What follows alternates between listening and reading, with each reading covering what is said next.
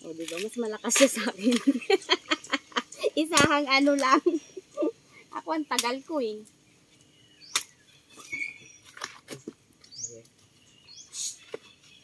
Kailangan ang binibidyohan dyan, yung pa-expert effect.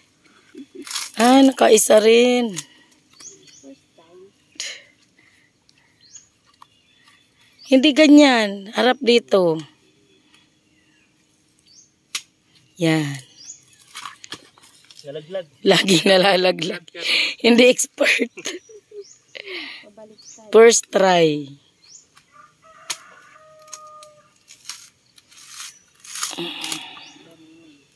Ganyan lang kasimple yan. Parang para sa akin hindi simple eh.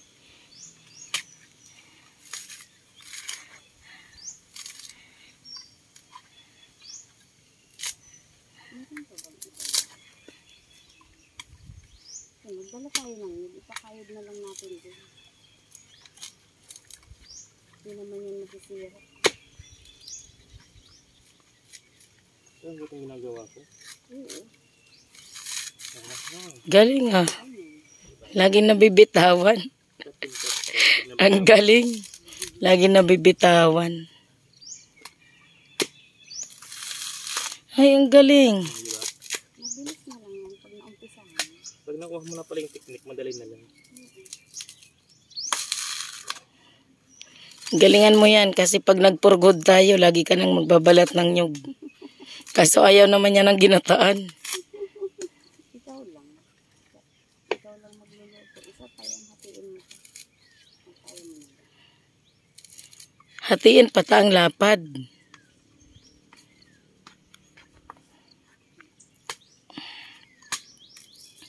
Hindi ka makiki-MGS. Kasi ang tagal ng isang nyug. Umabot na ng 2 minutes. Pwede naman edit yan para bumilis.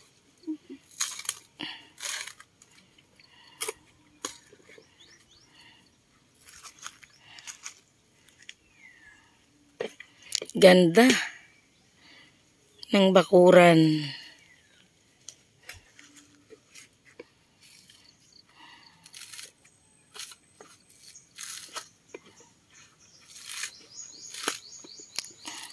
O, pakita mo dito. Finish. Yay, nakaisa. Proud na proud sa isa.